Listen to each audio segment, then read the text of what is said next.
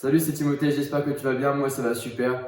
Aujourd'hui, on se retrouve sur une nouvelle vidéo pour laquelle nous allons parler de l'Apple Watch SE. Ça fait désormais 1 an et demi que je l'ai et j'aimerais te faire un retour par rapport à celle-ci qui est malheureusement décevante. Il y a 1 an et demi, j'ai acheté cette montre. C'est une Apple Watch SE de deuxième génération avec un cadran en 44 mm, le plus grand à l'époque.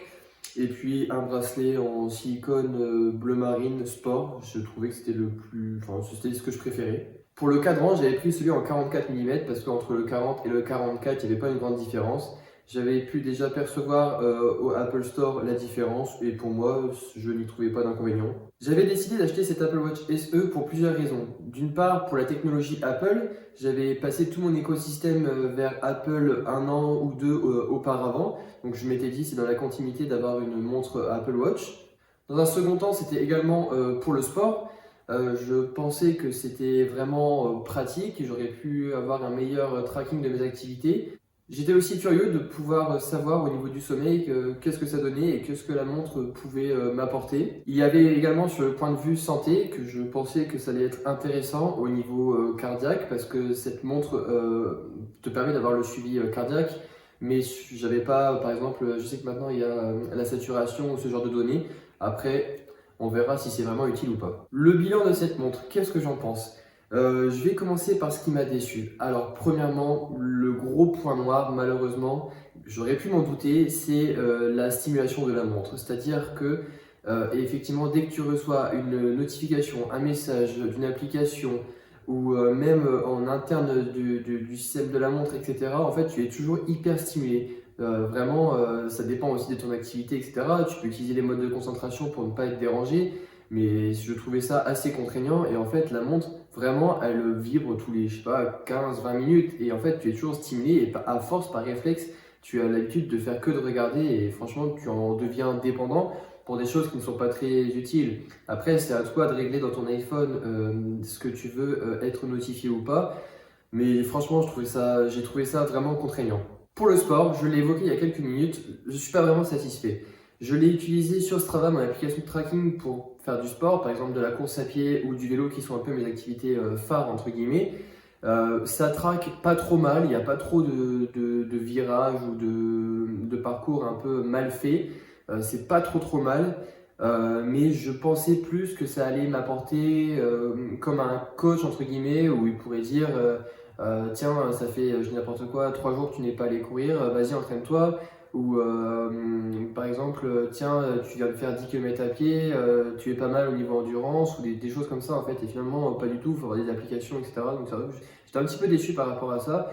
Peut-être que j'étais peut-être un petit peu naïf par rapport à ce que le sport pouvait être inclus avec Apple en général. Mais voilà, je suis pas aussi vraiment satisfait par rapport à ça. Le tracking du sommeil, franchement c'est intéressant, ça permet de savoir à quelle heure tu dors, à quelle heure tu te réveilles, tes phases de sommeil, etc. Mais in fine, à quoi ça sert? Bah, franchement, moi-même, je ne sais pas. Parce que oui, tu vois les zones, etc.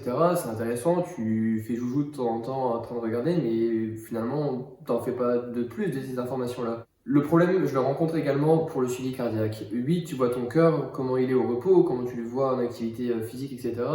Mais finalement, t'en fais rien de plus de cette information-là. C'est vraiment du tracking et c'est tout, quoi. Ce qui est un petit peu décevant également, c'est payer avec Apple Pay. Je trouve ça vraiment pas ergonomique de payer comme ça, toujours se tordre le poignet pour que le capteur, enfin le TPE soit en corrélation avec la montre. Franchement, je trouve pas ça très pratique. Une fonction que l'on trouve également lorsqu'on reçoit un message, c'est de pouvoir y répondre.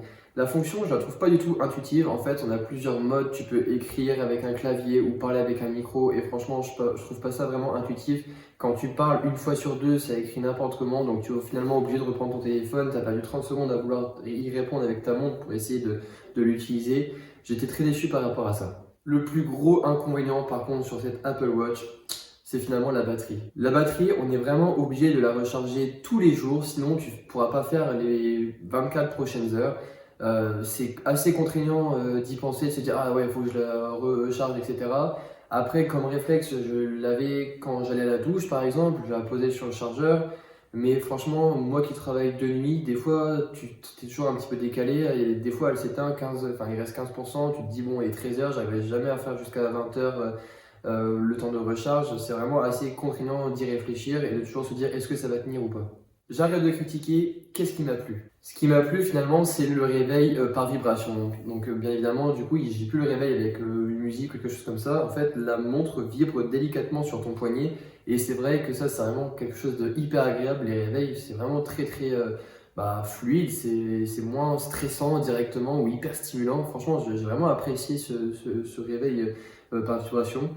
Il y a une autre fonction que j'ai vraiment appréciée, c'est pour trouver son téléphone. C'est-à-dire que on a juste à appuyer sur le bouton et directement ça émet une vibration et un bruit sonore pour pouvoir localiser ton téléphone. C'est vraiment hyper pratique. Pour conclure, je me suis posé quelques questions. Est-ce que finalement le jeu en vaut la chandelle? Est-ce que finalement pour 340 €, je suis satisfait de la montre? Bah franchement, pas vraiment. En 1 an et demi, je pense que je l'ai assez testé, j'ai assez fait de choses avec pour me rendre à l'évidence que je suis assez déçu de cette montre. Peut-être qu'elle ne me convient pas tout simplement. Peut-être que j'aurais peut-être dû partir sur une Garmin qui aurait peut-être plus répondu à mes attentes. Mais en tout cas, pour le même prix, peut-être même carrément partir sur une montre d'une autre marque, Tissot par exemple, qui serait à peu près dans ces prix-là. Je pense que c'est vraiment une réflexion à avoir avant de passer sur l'achat d'une montre Apple.